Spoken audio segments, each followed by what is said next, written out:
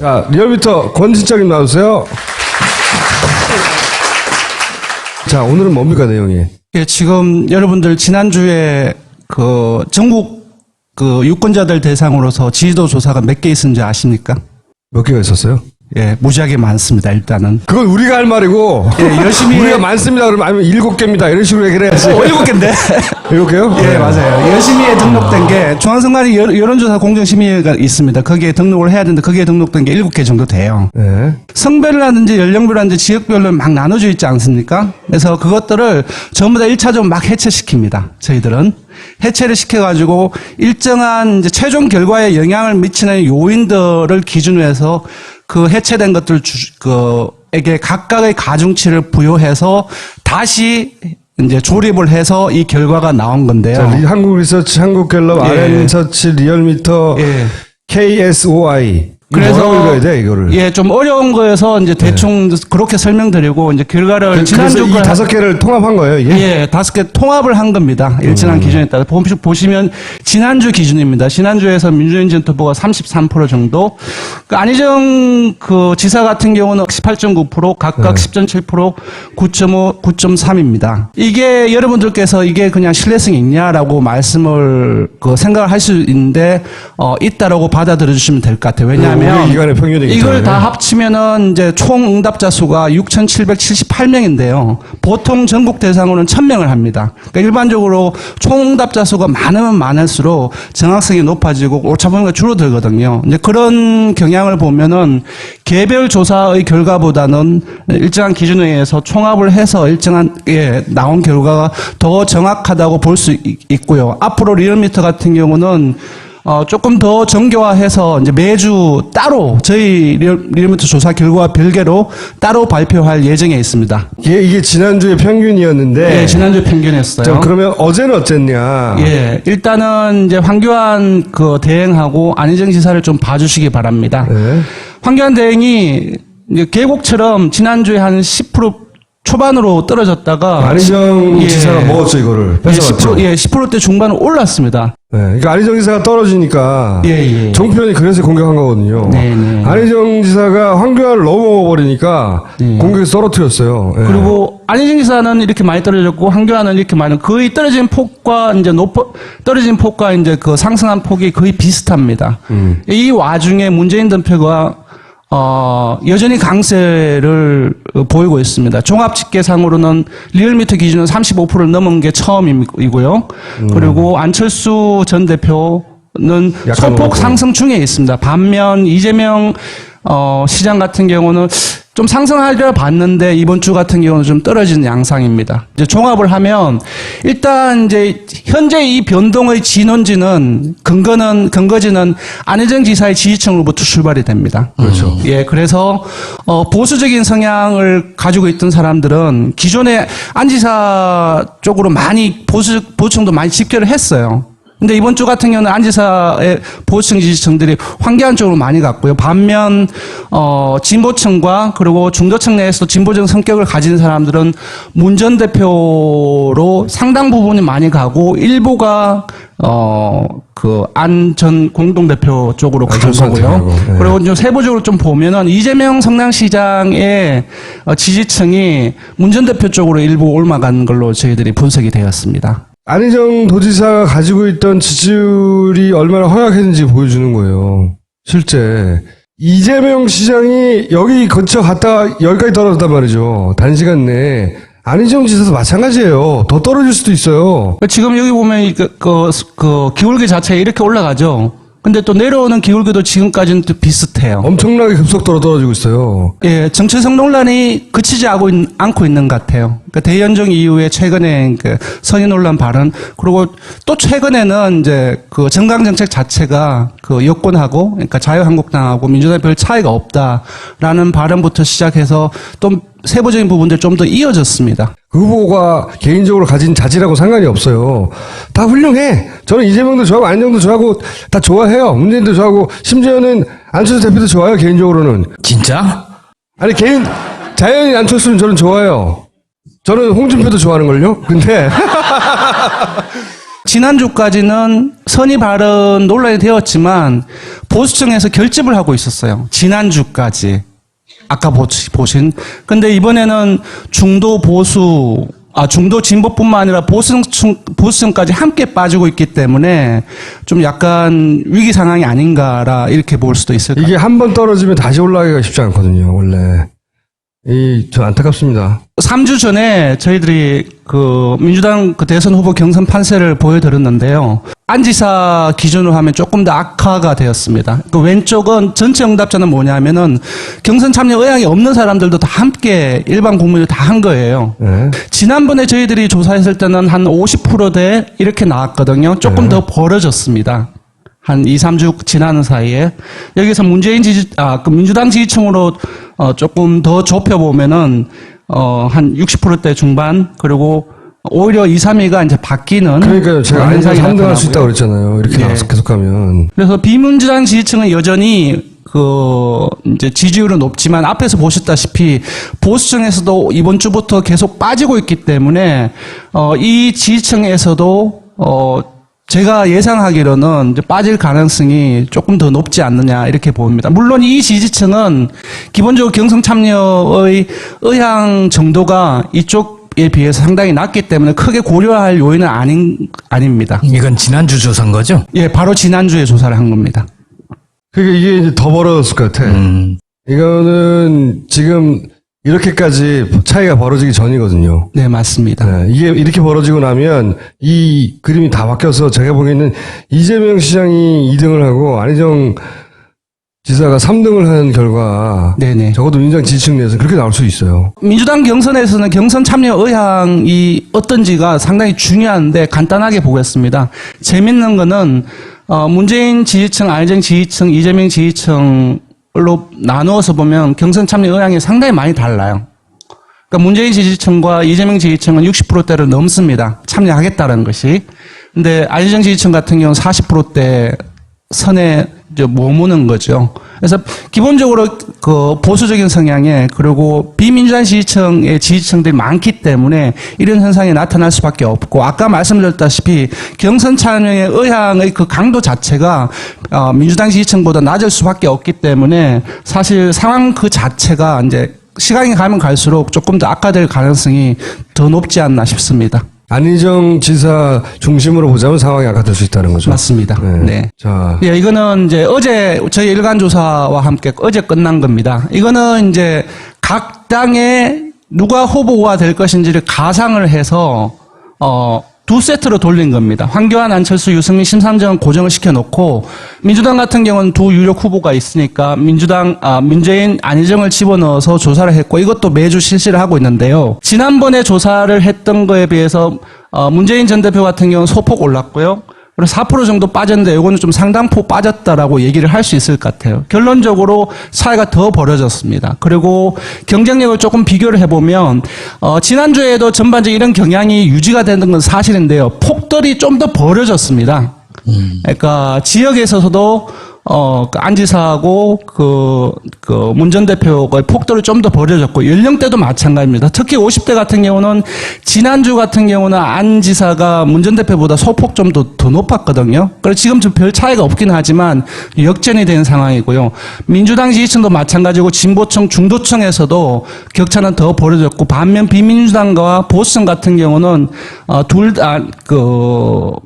안 지사가 이제 하락세를 보이면서 그 격차는 조금 더 줄어들었습니다. 결론적으로 본다면은 이 전체 결과가 요약해 주듯이 본선 경쟁력 또한 최근 전국이 지나는 과정 속에서 안 지사가 조금 더 밀리는 경향을 보이고 있는 것 같습니다. 예. 최근에 제가 주목하고 있는 건 심상정 대표가 지지율이 좀 움직이고 있어요. 유승민 의원을 이길 수도 있겠다. 이렇게 하다가는. 일단 심상정 대표는 문 전 대표를 좀 미워해야 되는 상황입니다. 한번 보십시오. 미워해야 되는 여기 딱 들어가면 2%로 줄어들어요. 네. 딱 빠지면은 5% 높아집니다. 그래서 조금 미운 상대입니다. 미운 상대. 숫자를 보면, 예. 최근 한 주의 전체적인 움직임을 한마디로 정리하면 뭐예요?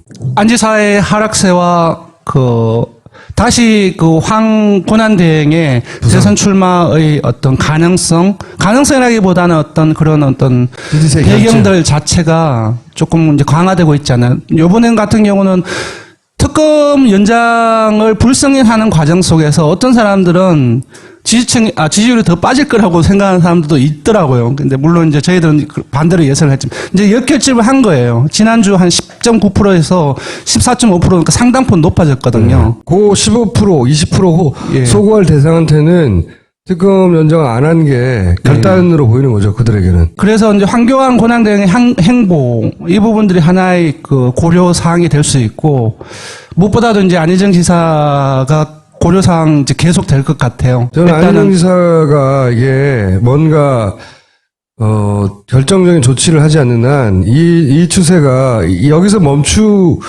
멈출 특별한 계기가 없어요. 본인이 새로운 메시지를 내거나 네네. 아니면 결정적인 어떤 액션을 취하거나 그게 아니라 왜 그런지 모르겠는데 대단히 관망세에 있거든요. 그냥 내버려 두는 듯. 자기를 보여주는 거예요. 그냥 이게 뭐 전략이어서 이런 전략을 택해야지 이게 아니라 안 지사의 정체성이고 철학인 거예요. 그래서 수정할 생각이 전혀 없어요. 이 거의 방치한 듯한데 이 상태로 가면 이렇게 여기까지 떨어져요. 여기 안철수, 이재명, 안희정 다 비슷비슷하게 붙어있을 가능성이 높다. 예. 한두 주 이내에. 그래서 일단 기본적으로 세를 넓히는 거는 상당히 좋습니다. 그 선거 국면에서. 근데 세를 넓힐 때 단단한 바위층에 기반을 하고 있어야 돼요. 그 세를 넓힐 때 막 모래층하고 부스러지기 쉬운 것들하고 같이 나중에는 부스러지는데 사실상 민주당, 그 야권 같은 경우는 야권의 핵심 지지 세력에 기반을 해 두고 있지 않은 그런 조금 확장성은 조금 줄어들더라도 그걸 전제하고 선거 전략을 짜지 않으면은 위기가 올 수밖에 없다고 생각이 들거든요. 이제 지금 안 지사의 문제는 바로 그 부분이 아닌가 싶습니다. 자, 저는 빠른 시간 내에 홍준표의 주목도가 그러니까 지지율이 높아진다 이런 차원이 아니라 주목도가 높아질 수밖에 없어. 사람이 없단 말이에요. 저기에. 거기 자유한국당에서 지금 그 짤짤짤짤하게 나와 있는 사람들한테 아무도 관심이 없거든요. 네. 많이 나오지만 홍준표 지사는 발언도 세게 하고 자극적이고 그리고 그게 지지자하고 그 호가 분명히 갈려요. 막 열광하는 사람과 미친 거 아니야 하는 사람하고. 그래서 주목도가 높아질 수밖에 없다. 예, 저 오늘 이 결과에서는 3.5% 나왔습니다. 유승민 그 바른정당 의원이 2%대로 떨어졌고요. 그래서 6위를 했는데 이제 사실 이때까지 이제 황 대행이 떨어진 거는 다른 요인보다도 보수층에서 저 양반이 대선에 출마할 가능성이 없다라고 계속 출마 여부를 NCND로 계속 갔기 때문에 그 기간이 길어지면서 여권 지지층 내부에서 그런 자연히 지지를 거두는 상황이었거든요. 그 시점에 또 이제 안정이 근데 나타났고. 지금 이제 특감 연장 거부로 인해서 다시 그 가능성을 저는 봤다라고 생각이 들고 다른 이유가 아닙니다. 근데 그렇게 해서 홍 지사하고 연관을 본다고 한다면은 당분간 홍 지사 같은 경우는 조금 그 보합세를 유지하거나 떨어질 가능성도 없지 않아 있다. 근데 탄핵이 인용되건 기각이 되건 이제 얼마 안 남았잖아요. 네. 그 직후에 움직일 거거든요. 네. 제가 보기에 이렇게 기다리고 있어요. 그러니까 지금까지 아무것도 안 했잖아요. 재판 받았죠. 예, 지난주에 많이 했습니다. 최근 4년간 거의 아무것도 안 했어요. 그냥 자기 동네에서 놀았지. 대선 후보로서의 행보를 아무것도 안 했잖아요. 아무것도 안 했는데 주변에 다 죽어가지고 자기 혼자 남아있는 거예요, 지금. 그런 형국이거든요. 그런 형국. 그래서 남아있는 사람이 별로 없어요. 그래서 지금 주목받고 있기 때문에. 그리고 만약에 나온다. 황교안과 홍준표가 예를 들어서 자기들끼리 대선 토론을 한다. 황교안 게임도 안 돼요. 저는 주목합니다. 네. 그 양반이 대통령 되면 안 되죠.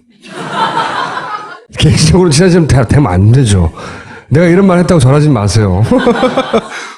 안 되는데 주목도가 올라갈 수밖에 없다. 지금 안전 대표 같은 경우는 좀 약간 안 다뤄줘서 기분이 나쁠 것 같은데 생각보다 많이 안 오르고 있어요. 저도 일단 내심 조금 더 오르지 않겠냐. 저도 안철수 생각을 대표가 했는데, 너무 안 오른다. 네. 국민의당이나 그쪽에서 하는 노력에 비하면 오르기는 올랐어요. 2주 연속 올랐는데 그 폭저 자체가 좀 미미한 수준이어서. 생각해보시면 이제 황교안, 안희정이 막 3%, 4% 막 왔다 갔다 할 때, 네. 여기서 뭐 0점대로 자꾸 왔다 갔다 하니까, 네. 올라가도. 탄핵 초중반에 이제 국정농단 중에서 선총리 후탄핵 이 부분을 해서 당과 이제 그 안전 그 대표가 공동으로 이제 공세를 펴고 있는데 지금 이것이 월화 조사입니다. 월화에는 오히려 문재인 전 대표가 지금 올랐거든요. 그래서 지금 전체적인 어떤 그 메시지라든지 이제 공세의 방향이라든지 내용들을 좀 재조정을 해야 될 필요성이 있지 않나 싶기도 하고요. 여기는 전략들을 다 짜야 돼요. 네. 황은 어차피 아무것도 안 하니까, 존재하는 것으로 그냥 지지를 얻고 있는 거 아무것도 하지 않음으로써. 뭔가를 하기만 하면 지지율은 떨어질 거예요. 그렇긴 한데, 제가 보기엔 어쨌든 지금 이번 주 키포인트는 안희정 의사가 뭘 하지 않으면, 이게 훅 떨어지면, 민주당 지지율, 전체 지지율에도 영향을 좀 미치고, 민주당 대세론에도 영향을 좀 미칠 수 있다. 민주당 지지율이 같이 떨어질 수 있어요. 네. 자, 이번 주 분석 여기까지 하겠습니다. 감사합니다.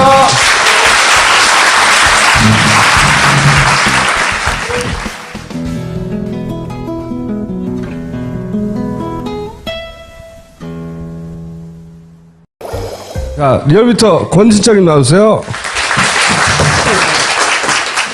자, 오늘은 뭡니까, 내용이? 예, 지금 여러분들 지난주에 그 전국 그 유권자들 대상으로서 지지도 조사가 몇 개 있었는지 아십니까? 몇 개가 있었어요? 예, 무지하게 많습니다, 일단은. 그건 우리가 할 말이고. 예, 열심히. 우리가 많습니다. 그러면 아니면 7개입니다. 이런 식으로 얘기를 해야지. 7개인데? 7개요? 예, 맞아요. 열심히에 등록된 게 중앙선관위 여론조사 공정심의가 있습니다. 거기에 등록을 해야 되는데 거기에 등록된 게 7개 정도 돼요. 네. 성별이라든지 연령별이라든지 지역별로 막 나눠져 있고 보시면 지난주 기준입니다. 지난주에서 민주인 전 후보가 33% 정도, 그 안희정 그 지사 같은 경우는 18.9%, 각각 10.7%, 9.5, 9.3입니다.